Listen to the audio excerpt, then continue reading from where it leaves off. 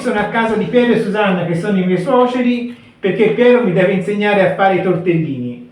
E quindi qui abbiamo già davanti a noi i nostri primi ingredienti. E cosa sono questi? Allora, questo è un pezzetto di arista e questo è un pezzetto di petto di pollo. Ok, perfetto, adesso io li taglio perché dobbiamo cuocerli, giusto? Certo, Immagino che il taglio non importi che sia troppo preciso. non ha molta importanza. Ok, a questo punto li metto qui in questo ciotolino e andiamo a cuocerli. Su un pentolino piccolo metto un po' di burro, poi aspettiamo che il burro si sia sciolto un attimino. Ecco, metto la carne sul fuoco e adesso la facciamo un po' rosolare. Io direi che sono cotti, Piero, che dici? Penso anch'io, siamo a cottura giusta. Vai. Non serve cuocerli troppo. Allora, ora procediamo a fare l'impasto e metteremo il petto di pollo con il maiale, poi il prosciutto, un po' di formaggio parmigiano, il midollo di bue e un pochino di noce moscata E un uovo. e un uovo. Usiamo il tritatutto. Allora, abbiamo messo la carne, a questo punto mettiamo il formaggio. Formaggio. Qui mettiamo il midollo di bue, che è questo. Tritiamo. Cominciamo a dare... Metto l'uovo.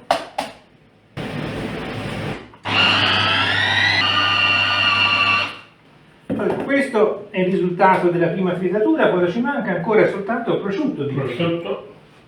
Eccolo qua.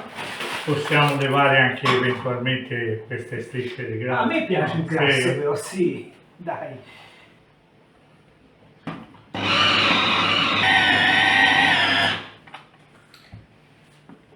Ecco, così come ti pare? Perfetto, mi sembra vada bene. Benissimo. Allora, mettiamo la noce moscata, quante ne mettiamo? Quanto basta, ma poca, non molta, se no diventa troppo... Guarda Piero, così? Sì, io direi che basta. Ok. Bene, adesso arriviamo a fare la pasta, questa la fai te Piero perché Sì. non sono assolutamente in grado. Allora, noi prendiamo la farina, la mettiamo su questi sono circa 6 etti di farina e mettiamo un uovo per ogni etto di farina, per cui facciamo un impasto dove ci mandiamo dentro l'uovo che serve. Vai, mettimelo ora un po' di sale. Fatto un pizzico soltanto? No, un pochino di più, tanto poi non pasto io. A questo punto la pasta è pronta, bisogna farla riposare almeno una ventina di minuti, mezz'ora. La mettiamo sotto una scodella. Allora, prendiamo un pezzetto di pasta di quella che abbiamo pronta. La seguitiamo a mettere la farina fin tanto che non pensiamo che sia della giusta consistenza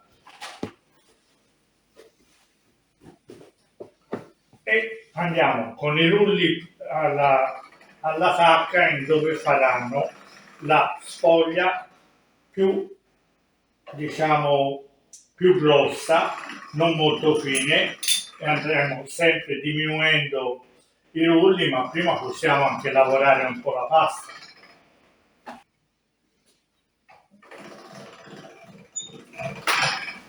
Quando comincia a fare questo schiocco, di solito comincia a essere molto vicino alla giusta consistenza.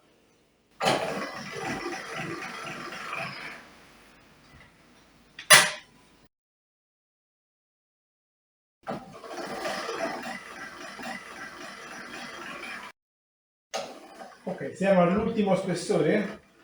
No, al penultimo. L'ultimo mi sembra troppo fine.